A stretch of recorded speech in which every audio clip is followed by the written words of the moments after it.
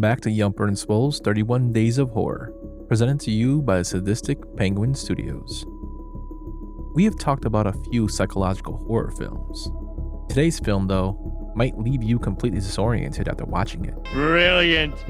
I have absolutely no idea what's going on. We are talking about the 1990 psychological horror film, Jacob's Ladder. The film is directed by Adrian Lyne and stars Tim Robbins as Jacob Singer, Elizabeth Peña as Jezebel, and Danny Aiello as Louis. The film starts off in Vietnam, where Jacob, played by Robbins, and his squad mates are under attack. As Jacob flees, he eventually gets stabbed by somebody off camera. This is one hell of a way to open up a movie. You see soldiers on the floor convulsing. The way it's shot just makes you completely disoriented, and I think it's shot perfectly because of that. You know after seeing this scene, you're in for one hell of a ride. Jacob wakes up in a subway. We find out it is 1975, and he is a postal worker living with his girlfriend Jezebel, played by Peña. The film goes back and forth with fractured memories of his previous family, as well as the Vietnam War he served in.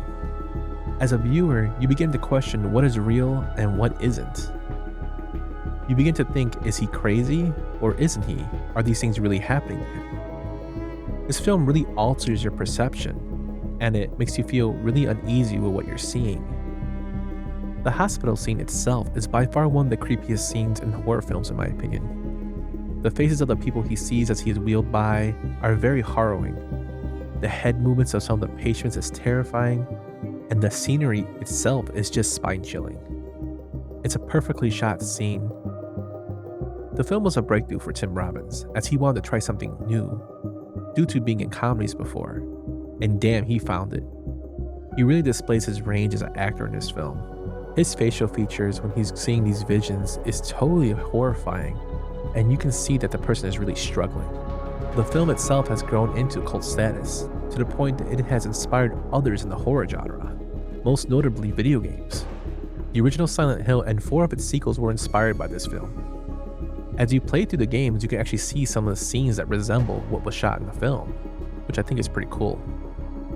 Jacob's Ladder doesn't really get talked about a lot when you talk about horror, and it really should. The film is full of symbolism, and to be honest, you'll probably want to watch it twice to see if you can spot clues that lead you up to the ending.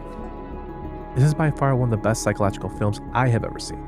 If you're into psychological horror, look no further than Jacob's Ladder. You fucking crazy, man. You sound insane. Do you realize that? You should be medicated. Fuck you, Brennan! Thanks again for watching, and we'll see you again tomorrow.